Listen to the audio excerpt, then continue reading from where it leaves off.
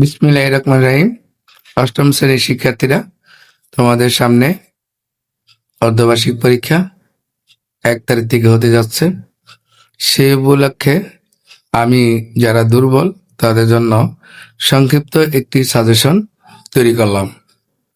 তোমরা সাজেশনটি ফলো করলে ইনশাল্লাহ ভালো করবে। তো দেখো, আমি প্রথমে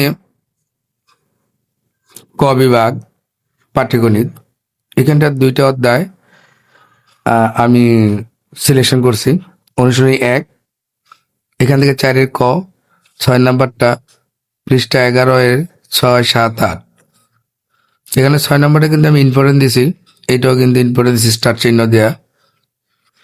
আর অনুশীলনী 2.1, এখানে 2, 5, 8, 11, 12, 13, 17, 19, 20, এর মধ্যে 13 এবং 20 এই 2টা সৃজনশীল উপযোগী, তাই 2টাকে আমি স্টার দিছি। তো এখান থেকে তোমরা একটা প্রশ্ন দিতে পারবা, 2টা প্রশ্ন দিতে পারবা।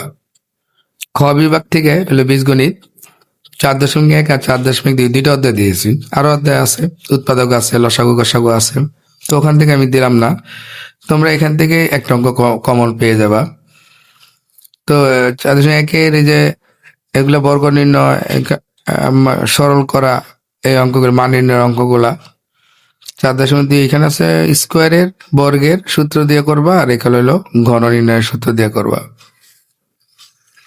গ বিভাগ হলো জ্যামিতি, এখানে উপপাদ্য আছে, সম্পাদ্য আছে, দুই সাইড থেকে 2টা প্রশ্ন আসে। আপনারা সম্পাদ্য দেওয়ার চেষ্টা করবেন, সম্পাদ্য আঁকতে পারলে তোমরা নাম্বার পাবা।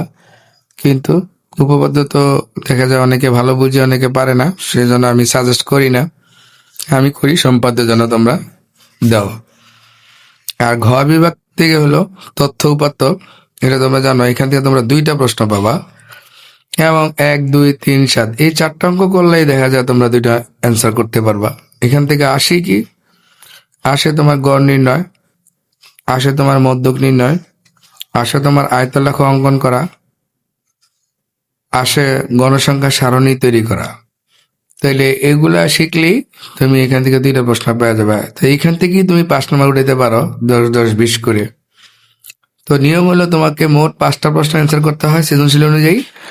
সেখানে এখান থেকে ক বিভাগ থেকে তুমি একটা দিলা, খ বিভাগ থেকে একটা দিলা, গ বিভাগ থেকে একটা দিলা, আর ঘ বিভাগ থেকে তুমি 2টা দাও, তাহলে 2টা, 3টা, 4টা, 5টা তোমার হয়ে গেল।